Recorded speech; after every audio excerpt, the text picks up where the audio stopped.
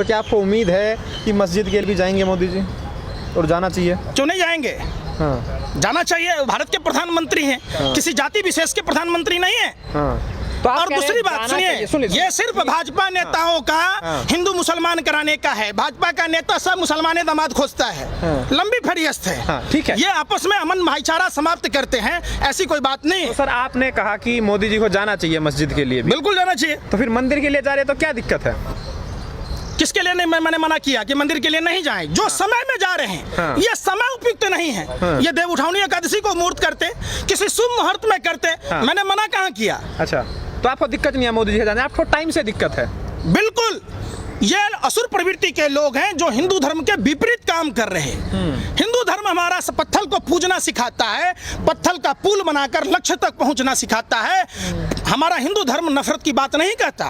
आप कहीं हिंदू धर्म के शास्त्र में दिखा दीजिए। मनुष्य बनने की बात की जाती है, इंसान को पूजने की बात की जाती है, इंसान की हत्या कराने की बात नहीं की जाती, मॉब लिंचिंग की बात नहीं की जाती, लेकिन बहन बेटियों की इज्जत आबरू लूटने की बात नहीं की जाती। आप कुलदीप संगर चिन्मयानंद जैसे, नित्यानंद जैसे लोग, ये आसाराम के चेले झांसाराम है। क्या वो बलात्कार करे तो हिंदू नहीं माने, हिंदू मानेगा उसको? बलात्कारी है, उसको सजा मिलनी चाहिए। बलात्कारियों की भारतीय जनता पार्टी का नाम होना चाहिए भारतीय बलात्कार पार्टी। सर जो मुहूर्त निकला वो भी तो धर्म ग्रंथों के अनुसार निकला ना? बिल्कुल नहीं, ये अपने मन की उपज है उनकी। आप हमें साबित कर दो। आप जो कहोगे मैं मानने को तैयार हूं कि 5 अगस्त को हिंदू धर्म के हिसाब से कोई भी शुभ मुहूर्त नहीं है, क्योंकि हमारे देवता सोने चले गए। तो किसी ने तो निकाला होगा ये शुभ मुहूर्त। एक बात बताइए, इन लोगों को कुछ भी अगर पता हो तो बताइए। गाय के बच्चे को पता है कि गाय का अपना दूध पीना है, वो मूत्र क्यों नहीं पीता? भाजपा का नेता गोबर खाता है, बच्चा गोबर नहीं खा लेता अगर उसमें च्यवनप्राश होता तो? ये तो भाजपा के आरएसएस के जो अंधभक्त हैं, इसको अगर कोई कह दे कि च्यवनप्राश है मोदी जी, सब चाटने लगेगा चटनी समझ के। गीले चावल में शक्कर क्या मिला ये खीर समझ बैठे। देश की भोली भाली जनता ने इन जालिम दरिंदे भाजपा के आरएसएस नेताओं को सत्ता की क्या दी? ये अपने बाप की जागीर समझ बैठे, ये अपने हिसाब से देश चलाएंगे। वाह! कहाँ? अभी बिहार में, पूर्वोत्तर के राज्यों में बाढ़ की समस्या है, उस बाढ़ की समस्या के निदान की बात नहीं करते। हमारे बिहार में गौतम बुद्ध की ज्ञान स्थली है, भगवान महावीर की जन्मस्थली है, गुरु गोविंद सिंह की जन्मस्थली है, माँ सीता की जन्मस्थली है। बाढ़ में वहाँ सभी जाति धर्म के लोग मरेंगे। प्रधानमंत्री को शर्म नहीं आता? जब प्रधानमंत्री जी कई बार कर्जा लेके डिफॉल्टर हैं, 15 साल से भाजपा लोजपा जदयू की सरकार है, पुराना कर्जा चुकता किया नहीं है, लिट्टी चोखा खा रहे, बिहारियों को बेवकूफ समझ रहे। हमने चाइना से जमीन छीनने के लिए वोट दिया था, 1 किलो चना के लिए नहीं दिया था।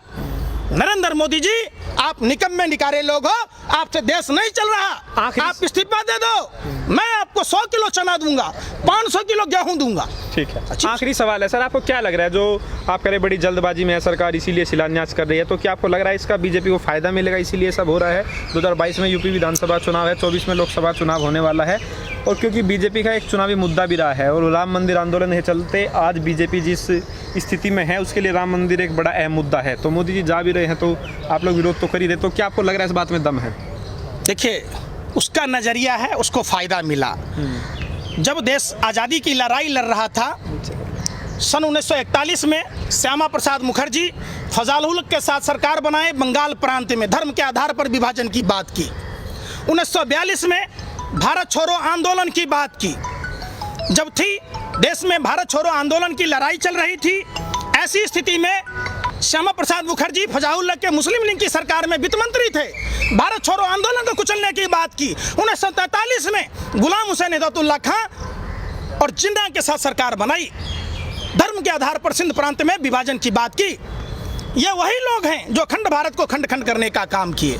हमारे बाप दादा ज्ञानी थे, भाजपा को 60 सालों से 70 सालों से शासन सत्ता में नहीं आने दिया। ये धर्म के नाम पर ये सत्ता में आए, इनको लगता है फिर हमारे पर फायदा होगा, लेकिन देश की जनता ने भाजपा के चाल चरित्र चेहरा को समझ लिया। टूटी खाट, फटा लंगोट, मर गया देखकर भाजपा को वोट। सोचा था बनियान के ऊपर नहीं शर्ट आएगी, क्या पता था बाद में पतलून भी उतर जाएगी। लोगों ने देखा है, इसलिए काठ की हांडी दोबारा नहीं चढ़ती। अब नरेंद्र मोदी जी का क्रेज चलना नहीं है।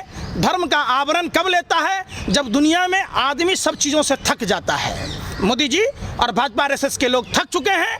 ये एक नंबर त्रिलोकी फेंकेश्वर, जुठेश्वर, लुचेश्वर, टुचेश्वर, गपेंदर, बाबा झांसाराम असमर्थ हैं। इनसे कोई काम नहीं होता। जो 2013 महंगाई का मुद्दा हो, किसानों की आय दुगुनी करने की बात हो, नारियों की सम्मान की बात हो, 5 गांव आदर्श बनाने की बात हो, 100 स्मार्ट सिटी बनाने की बात हो, सीमा पर तनाव की बात हो, एक आंख के बदले में 100 सर लाने, एक आंखें लाल करके दिखाने की बात हो, एक सर के बदले में 100 सर लाने की बात हो, ले आए प्रधानमंत्री जी।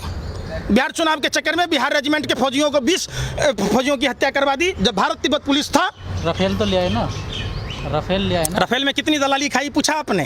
ये जो भाजपा का जो कार्यालय बना है, ये भाजपा आरएसएस के नेता क्या बाप दादा इनके रिक्शा चलाए थे, चाय बेचे थे, कहीं झाड़ू पोछा करके लाए थे? ये उसी दलाली का पैसा है।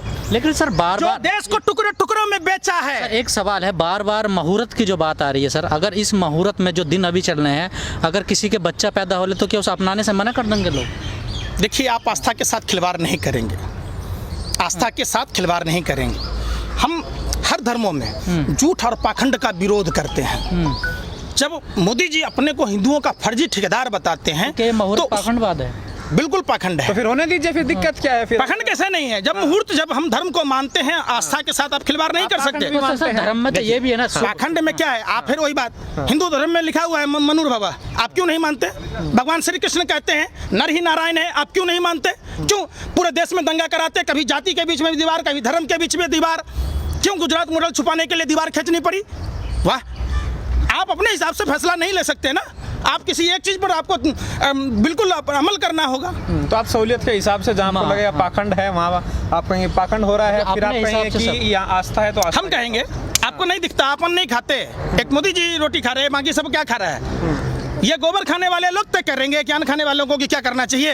ये वही नरेंद्र मोदी हैं जो जसोदा बेन जी को भरी जवानी में न सुहागन छोड़ा न विधवा छोड़ा। हमारे देश की गर्भवती महिलाएं सड़कों पर बच्चे दे रही थी, लोग लॉरियों के पलटने से मर रहे थे, ट्रेन से मर रहे थे। नरेंद्र मोदी जी अपने निकम्मेपन, निकारेपन को छुपाने के लिए धर्म का ओहदा ओढ़ कर वादे के सच्चे होते तो आज मोदी जी के भी बच्चे होते। ये संतानहीन लोग हैं, ये नारियों को अपमान करने वाले लोग हैं। मैं देश के माता एवं बहनों से, उन पिता से पूछना चाहता हूँ, क्या आप नरेंद्र मोदी जैसा दामाद चाहते हैं जो भरी जवानी आपकी बेटी को छोड़ दे? मैं उस भाई से पूछना चाहता हूं कि क्या नरेंद्र मोदी जैसा जीजा आपको मिले जो आपकी बहन को भरी जवानी न सुहागन छोड़े न विधवा छोड़े? अमित शाह को गोबर क्यों नहीं खिला रहे? तारीफ पार गृह मंत्री को क्यों नहीं गौमूत्र पिलाया जा रहा? कहां गई देश की प्रज्ञा ठाकुर? हनुमान चालीसा क्यों नहीं पढ़वा रही? कहां गए अर्जुन राम मेघवाल? क्यों नहीं भाभी जी पेपर खिलवा रहे? ऐसा कोई सगा नहीं जिसको मोदी ने ठगा नहीं। ये अपने घर में थे, अपने माता पिता को ठगते थे, धोखा देते थे। जसोदा बेन जी से शादी किया, जसोदा बेन जी को धोखा दिया। गुजरात में मुख्यमंत्री थे, गुजरात को धोखा दिया। आज देश को धोखा। एक नंबर का धोखेबाज प्रधानमंत्री, पहली बार।